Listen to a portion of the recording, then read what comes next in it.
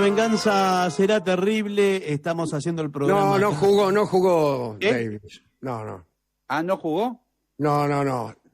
Davis usaba una cola de caballo también. Sí. O sea, no jugó en ese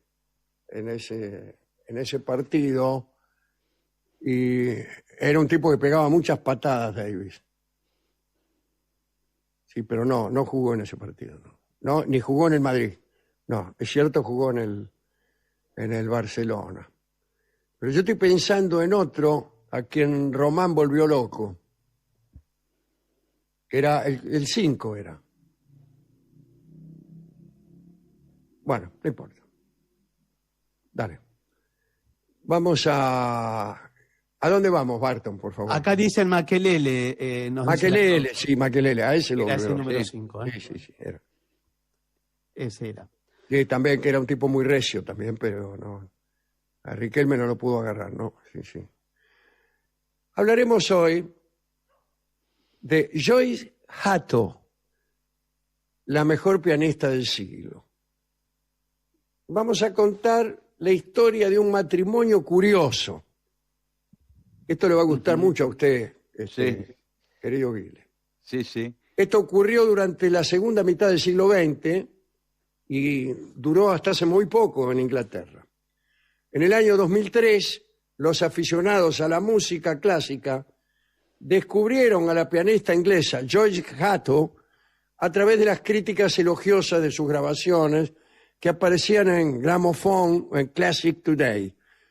Los medios y las editoras de mayor renombre en el planeta, digamos, para esa clase de asuntos. Sí.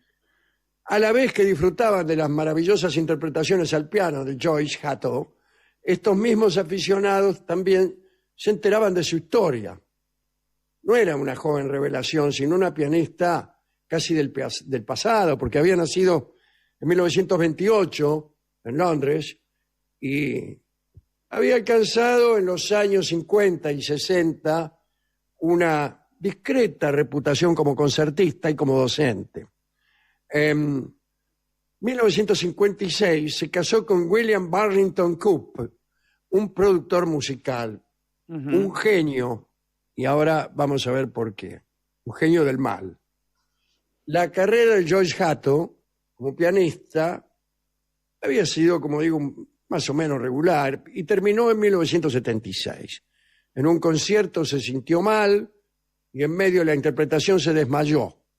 Colapsó, dio con la frente en el teclado y abandonó toda actividad pública tras explicar a sus seguidores que padecía cáncer.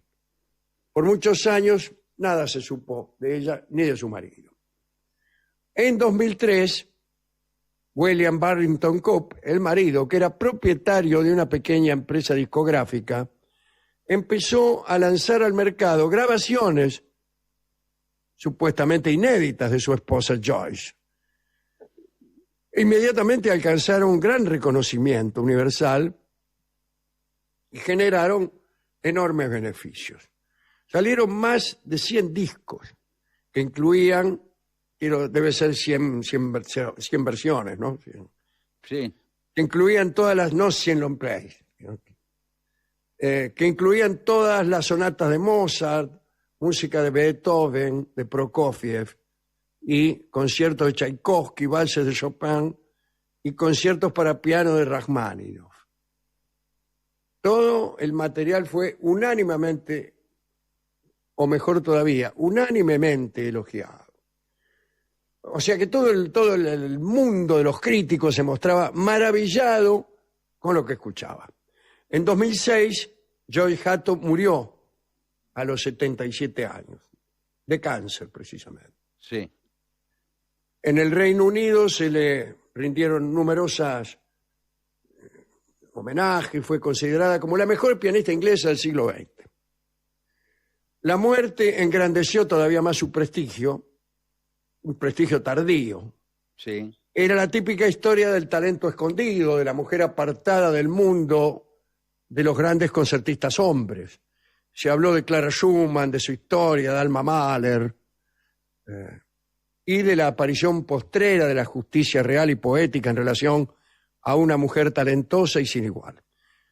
Se habló de la más fluida interpretación de las obras más importantes para piano en la historia de la humanidad. Pasó un tiempito, y William, su desconsolado marido, siguió editando nuevas grabaciones y su fama no se extinguió. Como eran ediciones pequeñas y todavía eran discos físicos, muchos se quejaban por no poder acceder al talento de Joyce Hatto. Pero un día, en 2007, el musicólogo Marc-André Roberge informó que en la versión de Hatto de los estudios de Chopin-Godowsky Sí. existía un error de digitación idéntico al de la versión grabada por el pianista Carlo Grante en 1993. Grante es un concertista extraordinario que estudió en el Conservatorio de Santa Cecilia en Roma. Y hoy es un hombre grande, pero no muy viejo. Este hallazgo de esa repetición del pequeño yerro de Carlo Grante en el Qué disco de oreja, Hatto. el crítico. Claro, pero despertó la sospecha de los expertos. ¿Cómo? Hay un error de lectura, creo que era. Y esta repite ese error. Bueno, puede pasar en realidad, no tanto en la música clásica, sí en la música popular pasa Sí, que uno sí. escucha a un cantor que lo canta de una determinada manera y por ahí no está bien, no es como fue concebido, pero prevalece ese error por encima de la manera correcta. Pero bueno, la música clásica es más rara. Empezaron a pensar que era un poco difícil de aceptar que una mujer retirada y enferma pudiera haber realizado esas magistrales interpretaciones en los últimos años de su vida. Empezaron a sospechar, Sí. investigaron, y la investigación reveló detalles que inexplicablemente nadie había advertido hasta entonces. Primero, se encontraron dificultades para identificar las orquestas con las que Hatto había grabado, incluyendo un director, René Kohler, Sí. que figuraba en los créditos y del que William Barrington Coop, el marido de Joyce, había proporcionado una detallada biografía. Retengan esto. Sí. A partir de entonces, musicólogos de todo el mundo empezaron a encontrar coincidencias y similitudes de las versiones de Hatto con interpretaciones de pianistas vivos o extintos, si bien ninguno extraordinariamente famoso. Puestos todos los temas en una línea comparativa en una computadora que señalaba con precisión las, digamos, similitudes y divergencias, se reveló que todos los discos eran plagiados, aunque manipulados digitalmente. El tempo había sido ocasionalmente alargado o acortado, se había modificado la ecualización y el balance. También a veces se mezclaban dos intérpretes, dos o más, en una misma pieza. Claro, lo empalmaba, cortaba de versiones de otros y las... Exactamente. Y era una genialidad de la edición. William Barrington Coop lo negó todo en principio, pero terminó por reconocer el fraude y se justificó diciendo que lo había hecho todo por amor, como homenaje a una esposa moribunda. Extraordinario. Sí. Algunas cuentan que ella, que Joyce, llegó a escucharse creyendo que era ella. Es decir, ella tocaba y aquel material que William procesaba lo volvía mejor. Pero Joyce creía que era Joyce. Claro. Igual la tipa tocaba. Sí. Tocaba, era una concertista. Pero bueno. O sea, la diferencia entre un concertista mediocre y uno brillante es grande, pero no abismal.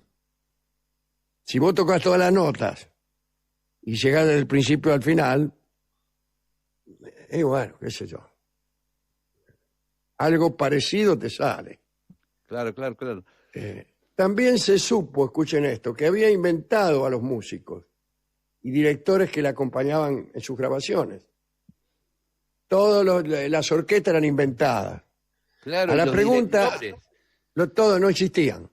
A la pregunta acerca de cómo inventar a un músico extraordinario, la respuesta está en las penumbras de la historia europea. Quien haya visto la película El pianista, la de Polanski, que trata sobre Ladislav Spilman, puede empezar a comprender, ¿no? Estoy hablando de la de Polanski. Hubo cientos de tipos y tipas, músicos extraordinarios que murieron en las guerras, en los campos, en los gulags. Y William Burrington escribía y escondía o hacía perder el rastro de los grandes músicos que inventaba en aquellas penumbras de Europa, en guerras, en campos de concentración. El director que citamos antes, para acompañar a su esposa, aquel René Kohler, Sí. un director inexistente inventado por William Burrington. La biografía de Kohler, escrita por Burrington, dice que había nacido en 1926, que había sido alumno de piano de Raúl Koksalski y que no pudo estudiar en el Conservatorio de Polonia en Varsovia debido a su fe judía. En cambio, contó que tomó lecciones privadas con Spinalski, todos profesores muertos y existentes. En 1940, según la biografía de Burrington, la mano izquierda de Kohler fue aplastada por un joven oficial alemán y, según Barrington Coop, sobrevivió al gueto de Varsovia, pero en el verano de 1942 fue deportado al campo de concentración de Treblinka, del que sobrevivió.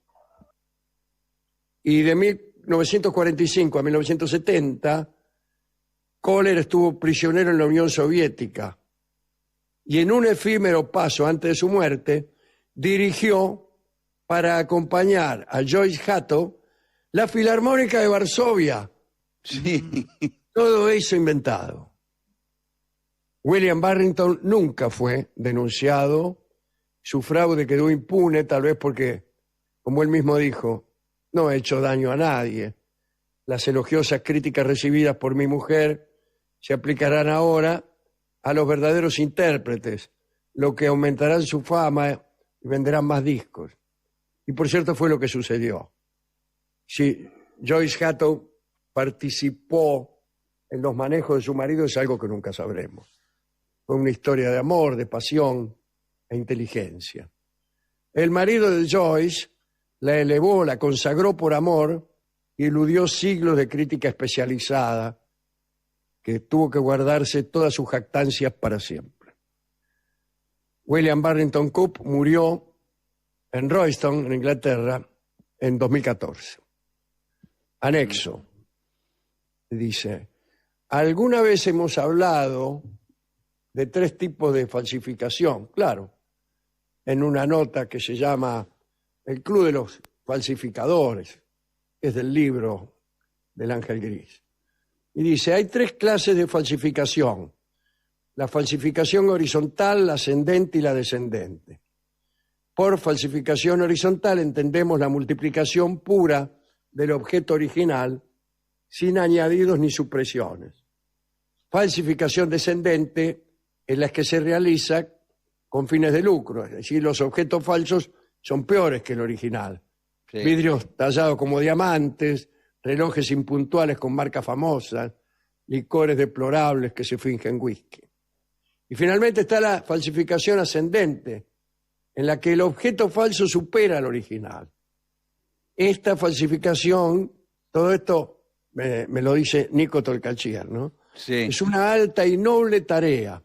Podríamos decir que la falsificación ascendente es un género artístico, pero tal expresión sería demasiado pobre. En realidad, todo hecho artístico es una falsificación ascendente. Es decir, todo esto pertenece al libro, pero me lo manda Nico como una opinión suya, ¿no? Sí. ¿Cuál será, pregunta Nico, entonces, la falsificación que hizo William Burrington? ¿Horizontal o ascendente? ¿Reprodujo o mejoró? Y Nico opina que es una falsificación horizontal.